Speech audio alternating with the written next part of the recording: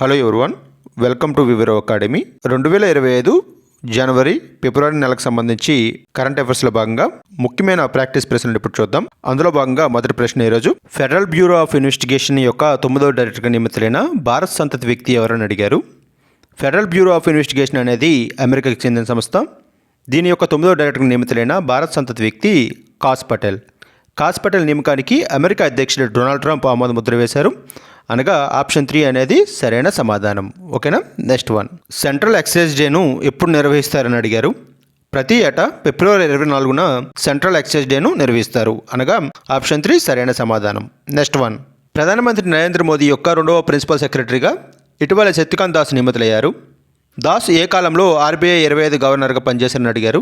RBI 25వ గవర్నర్గా శక్తికాంత్ దాస్ గారు December 12, 2018 నుంచి డిసెంబర్ 11, 2024 వరకు పనిచేశారు. అంటే ఆప్షన్ 1 అనేది సరైన సమాధానం. అయితే ప్రధానమంత్రి నరేంద్ర మోదీ యొక్క 1వ ప్రిన్సిపల్ సెక్రటరీగా పీకే మిశ్రా గారు పనిచేశారు. ప్రస్తుత ఆర్బీఐ 26వ గవర్నర్గా సంజయ్ మల్హోత్రా ఉన్నారు. ఓకేనా. నెక్స్ట్ వన్, 72వ మిస్ వరల్డ్ ప్రదర్శన ఎక్కడ జరగనున్నదని అడిగారు. 72వ మిస్ వరల్డ్ ప్రదర్శన అనేది హైదరాబాద్లో జరగనున్నది. 1996లో మొదటిసారిగా భారత్లో 46వ మిస్ వరల్డ్ ప్రదర్శన బెంగళూరులో జరిగింది. 2023లో ఢిల్లీలో జరగవలసిన 71వ మిస్ వరల్డ్ ప్రదర్శన అనేది ఎన్నికల కారణంగా 2024 మార్చి 2న బొంబాయిలో జరిగింది. అయితే ప్రస్తుతం భారత్లో ఇప్పుడు జరగనున్నది 3వసారి అవుతుంది. అయితే 72వ మిస్ వరల్డ్ ప్రదర్శన అనేది హైదరాబాద్లో జరగనున్నది. అంటే ఆప్షన్ 4 అనేది సరైన సమాధానం. ఓకేనా. నెక్స్ట్ వన్, ప్రపంచంలో ఎన్ని కోట్ల మందికి వైద్య ఆక్సిజన్ అందుబాటులో ఉండటం లేదని ప్రముఖ వైద్య పత్రిక లాన్సెట్ పేర్కొంది అని అడిగారు. ప్రస్తుతం 500 కోట్ల మందికి ఈ యొక్క వైద్య ఆక్సిజన్ అందుబాటులో ఉండడం లేదని ఈ యొక్క లాన్సెట్ పత్రిక పేర్కొంది. అంటే ఆప్షన్ 2 అనేది సరైన సమాధానం. ఓకేనా. నెక్స్ట్ వన్, మయదార్ రౌత్ 2025 ఫిబ్రవరి 22న మరణించారు. ఆయన ఏ నృత్యంలో ప్రసిద్ధి చెందారని అడిగారు. మయదార్ రౌత్ ఒరిస్సా నృత్యంలో ప్రసిద్ధి చెందారు. ఆయన 2025 ఫిబ్రవరి 22న మరణించారు. ఇతన్ని ఫాదర్ ఆఫ్ ఒరిస్సా డాన్స్ అని పిలుస్తారు. ఈయనకు భారత ప్రభుత్వం 2010లో పద్మశ్రీ అవార్డుతో సత్కరించింది. ఓకేనా. అంటే ఆప్షన్ 2 అనేది సరైన సమాధానం. నెక్స్ట్ వన్, క్రింది వాటిలో సరైనది ఏదని అడిగారు. ఆప్షన్ ఏలో Times women of the year 2025గా పూర్ణిమాదేవి బర్మన్ నిలిచారు. ఆప్షన్ బిలో పూర్ణిమాదేవి బర్మన్ అస్సాంకు చెందినవారని అడిగారు. ఆప్షన్ సిలో 2022లో పూర్ణిమాదేవి బర్మన్ గారు UNEP champion of the earth award పొందారని అడిగారు. ఆప్షన్ డిలో పూర్ణిమాదేవి బర్మన్తో పాటు మరో 12 మంది టైమ్స్ ఆఫ్ ద ఉమెన్ ఇయర్గా నిలిచారని అడిగారు. ఇచ్చిన 4 ఆప్షన్ మనం చూసుకుంటే Times women of the year 2025గా పూర్ణిమాదేవి బర్మన్ గారు నిలిచారు. ఈమె అస్సాంకు చెందినవారు. ఈమెకు 2022లో UNEP champion of the earth award లభించింది. ఈమెతో పాటు మరో 12 మందికి Times women of the year 2025గా నిలిచారు. అంటే ఇచ్చిన 4 ఆప్షన్లు కూడా సరైనవే. అనగా ఆప్షన్ 3 అనేది సరైన సమాధానం. ఓకేనా. నెక్స్ట్ వన్, క్రింది వాటిలో దేశంలో అత్యధిక పవన విద్యుత్తును ఉత్పత్తి చేస్తున్న రాష్ట్రం ఏదని అడిగారు. దేశంలో అత్యధిక పవన విద్యుత్తును ఉత్పత్తి చేస్తున్న రాష్ట్రం గుజరాత్. అనగా ఆప్షన్ 2 సరైన సమాధానం. నెక్స్ట్ వన్, క్రింది వాటిలో సరైనది ఏదని అడిగారు. ఆప్షన్ ఏలో ఢిల్లీకి 4వ మహిళా ముఖ్యమంత్రిగా రేఖా గుప్తా ఇటీవల ఎంపికయ్యారని అడిగారు. ఆప్షన్ బిలో ఢిల్లీ మొదటి మహిళా సీఎంగా సుష్మా స్వరాజ్ అన్నారు. ఆప్షన్ సిలో ఢిల్లీకి 2వ మహిళా ముఖ్యమంత్రిగా షీలా దీక్షిత్ అన్నారు. ఆప్షన్ డిలో ఢిల్లీకి 3వ మహిళా ముఖ్యమంత్రిగా అతిషి అన్నారు. ఆప్షన్ ఈలో ఢిల్లీకి ఎక్కువ కాలం మహిళా సీఎంగా పనిచేసిన వారు షీలా దీక్షిత్ అన్నారు. అంటే ఇచ్చిన 5 ఆప్షన్లు చూసుకుంటే ఇటీవల కాలంలో ఢిల్లీకి 4వ మహిళా ముఖ్యమంత్రిగా రేఖా గుప్తా ఎంపికయ్యారు. ఢిల్లీకి మొదటి మహిళా ముఖ్యమంత్రిగా సుష్మా స్వరాజ్ పనిచేశారు. 2వ మహిళా ముఖ్యమంత్రిగా షీలా దీక్షిత్ పనిచేశారు. 3వ మహిళా ముఖ్యమంత్రిగా అతిషి పనిచేశారు.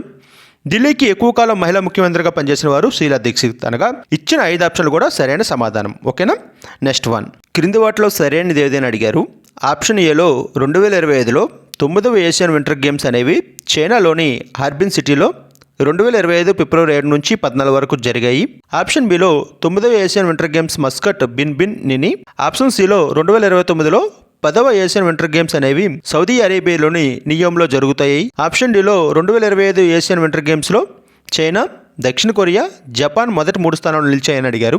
ఈ 4 ఆప్షన్లు మనం చూసుకుంటే 9వ ఏషియన్ వింటర్ గేమ్స్ అనేవి 2025 ఫిబ్రవరి 7 నుంచి 14 వరకు చైనాలోని హార్బన్ సిటీలో జరిగాయి. వీటి యొక్క మస్కట్ అనేది బిన్ నిని.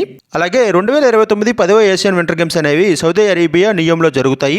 2025 ఏషియన్ వింటర్ గేమ్స్లో చైనా, దక్షిణ కొరియా, జపాన్ మొదటి 3 స్థానాలు నిలిచాయి. అనగా ఇచ్చిన 4 ఆప్షన్లు కూడా సరైన సమాధానం. ఓకేనా. నెక్స్ట్ వన్, గ్రహ శకలంపై కాలు మోపి తొలి అంతరిక్ష నౌకగా నియర్ ఎర్త్ ఆస్ట్రాయిడ్ రెండోస్ వోస్ ఇటీవల చరిత్ర సృష్టించింది.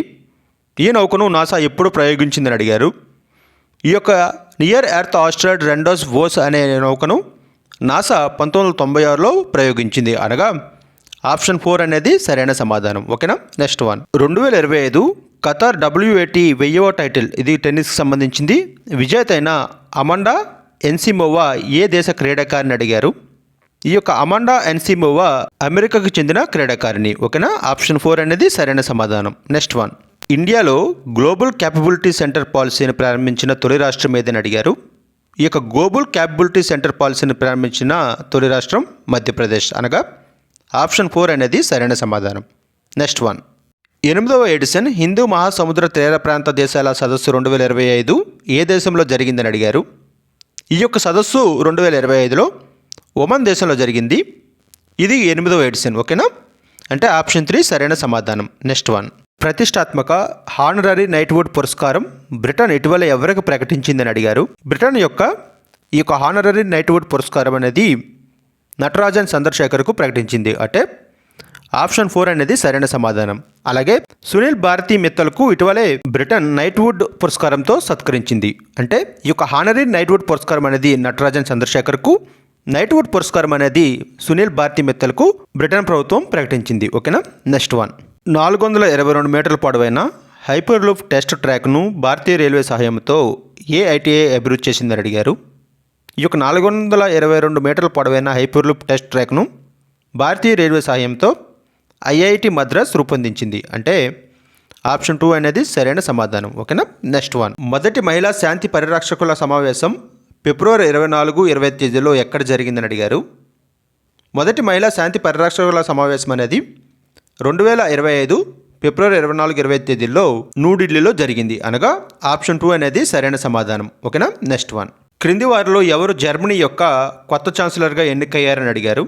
జర్మనీ యొక్క కొత్త ఛాన్సలర్గా ఫెడరిక్ మోర్జ్ నియమితులయ్యారు, అనగా ఆప్షన్ 3 అనేది సరైన సమాధానం. ఓకేనా. నెక్స్ట్ వన్, 2025 మార్చి 12న మారిషస్ జాతీయ దినోత్సవ వేడుకలకు గౌరవ అతిథిగా భారత్ నుంచి ఎవరు హాజరవుతున్నారని అడిగారు. 2025 మార్చి 12న మారిషస్ యొక్క జాతీయ దినోత్సవ వేడుకలకు గౌరవ అతిథిగా భారత ప్రధానమంత్రి అయిన నరేంద్ర మోదీ హాజరవుతున్నారు. అంటే ఆప్షన్ 3 సరైన సమాధానం. ఓకేనా. నెక్స్ట్ వన్, ఫిబ్రవరి 25న సైనిక అమరవీరుల దినోత్సవంగా నిర్వహించాలని ఏ దేశం ఇటీవలే ప్రకటించిందని అడిగారు. బంగ్లాదేశ్ ఫిబ్రవరి 25న సైనికుల అమరవీరుల దినోత్సవంగా జరుపుకోవాలని ఇటీవలే ప్రకటించింది, అనగా ఆప్షన్ 4 అనేది సరైన సమాధానం. ఓకేనా. నెక్స్ట్ వన్, జాతీయ గణాంకాల శాఖ విడుదల చేసిన కుటుంబ వినియోగ వ్యయం సర్వే ప్రకారం క్రింది వాటిలో సరైనది ఏదని అడిగారు. ఆప్షన్ ఏలో నెలవారీ తలసరి వినియోగ వ్యయంలో గ్రామీణ ప్రాంతంలో కేరళ 6,611 రూపాయలతో మొదటి స్థానంలో ఉంది. ఆప్షన్ బిలో నెలవారీ తలసరి వినియోగ వ్యయంలో గ్రామీణ ప్రాంతంలో ఛత్తీస్గఢ్ 3,329 రూపాయలతో చివరి స్థానంలో ఉంది. ఆప్షన్ సిలో నెలవారీ తలసరి వినియోగ వ్యయంలో పట్టణ ప్రాంతాల్లో తెలంగాణ 8,978 రూపాయలతో మొదటి స్థానంలో ఉంది. ఆప్షన్ డిలో నెలవారీ తలసరి వినియోగ వ్యయంలో పట్టణ ప్రాంతంలో బీహార్ 5,060 రూపాయలతో చివరి స్థానంలో ఉందని అడిగారు. ఇచ్చిన 4 ఆప్షన్లు చూసుకుంటే ఈ యొక్క నెలవారీ తలసరి వినియోగ వ్యయంలో గ్రామీణ ప్రాంతంలో కేరళ మొదటి స్థానంలోను, ఛత్తీస్గఢ్ చివరి స్థానంలోను, అలాగే పట్టణ ప్రాంతంలో తెలంగాణ మొదటి స్థానంలోను, బీహార్ చివరి స్థానంలో ఉంది, అనగా ఇచ్చిన 4 ఆప్షన్లు కూడా సరైనవే. ఓకేనా. నెక్స్ట్ వన్, ఊబకాయంపై పోరాటానికి ప్రధాని మోదీ నామినేట్ చేసిన వారిలో క్రింది వారిలో ఎవరు లేరు అని అడిగారు.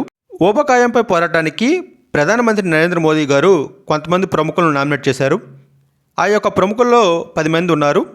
మను బాకర్, మీరాబాయ్ చాను, మోహన్ లాల్, ఆర్ మాధవన్, శ్రేయా ఘోషల్, నీరవాహు, ఒమర్ అబ్దుల్లా, ఆనంద్ మహేంద్ర, నందన్ నిలేకని, సుధామూర్తి గారు ఉన్నారు. ఇందులో మన సచిన్ టెండూల్కర్ లేరు, అనగా ఆప్షన్ 4 అనేది ఇచ్చిన ప్రశ్నకు సరైన సమాధానం. ఓకేనా. Next one, prime global cities index Q4 2024లో ఢిల్లీ ఏ స్థానంలో నిలిచిందని అడిగారు. Prime global cities index Q4 2024లో ఢిల్లీ 6వ స్థానంలో ఉంది.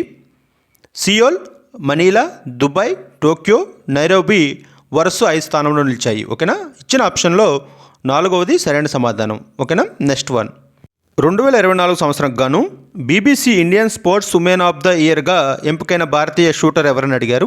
2024 సంవత్సరం గాను BBC Indian sports women of the year ఎంపికైన షూటర్ మను బాకర్ అంటే ఆప్షన్ 1 సరైన సమాధానం. ఓకేనా. Next one. మైక్రోసాఫ్ట్ ఇటీవలే కొత్త క్వాంటమ్ చిప్ను ఆవిష్కరించింది. ఆ చిప్ పేరేంటని అడిగారు. మైక్రోసాఫ్ట్ మజోరానా 1 అనే కొత్త క్వాంటమ్ చిప్ను ఆవిష్కరించింది అనగా ఆప్షన్ 3 అనేది సరైన సమాధానం. ఓకేనా. Next one. 2025లో ఆల్ ఇండియా ట్రాన్స్జెండర్ కాన్ఫరెన్స్ ఎక్కడ జరిగిందని అడిగారు. 2025లో ఆల్ ఇండియా ట్రాన్స్జెండర్ కాన్ఫరెన్స్ అనేది అజ్మీర్లో జరిగింది అనగా ఆప్షన్ 1 అనేది సరైన సమాధానం. ఓకేనా. Next one. ప్రపంచ సామాజిక న్యాయ దినోత్సవం ఏటా ఏ తేదీన నిర్వహిస్తారని అడిగారు. ఈ యొక్క ప్రపంచ సామాజిక న్యాయ దినోత్సవం అనేది ప్రతి ఏటా ఫిబ్రవరి 20వ తారీఖున నిర్వహిస్తారు అనగా ఆప్షన్ 1 అనేది సరైన సమాధానం. Next one. ధర్మ గార్డియన్ సైనిక విన్యాసాలు ఏ దేశాల మధ్య జరుగుతాయి అని అడిగారు. ధర్మ గార్డియన్ సైనిక విన్యాసాలు అనేవి ఇండియా జపాన్ మధ్య జరుగుతాయి అనగా ఆప్షన్ 2 అనేది సరైన సమాధానం. సో ఇవి ఈరోజు సంబంధించిన ముఖ్యమైన ప్రాక్టీస్ ప్రశ్నలు. వీటిపై మీ అభిప్రాయాలను కామెంట్ రూపంలో తెలియచేయండి. మీకు నచ్చితే మన వీడియోని లైక్ చేయండి. తప్పనిసరిగా మన ఛానల్ని సబ్స్క్రైబ్ చేసుకోండి. ఓకేనా. Thank you.